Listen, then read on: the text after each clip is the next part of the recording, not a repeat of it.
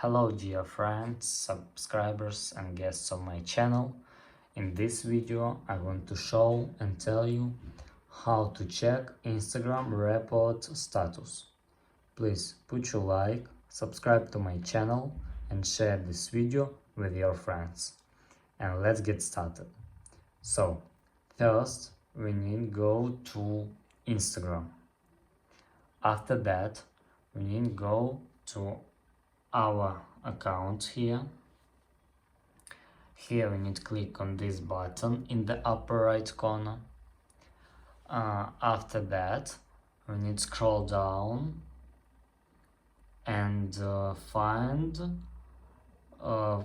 and here we must find account status button.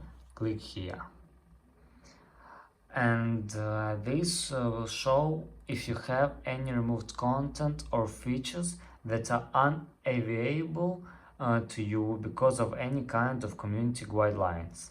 So you can tap on either one of these and see if it pops up with any issues. You can see for me it just has a green check on both of them, so there aren't any issues. And that's all. If you enjoyed this video and found it helpful, please put your like, subscribe to my channel and share this video with your friends. Bye bye everyone, see you later.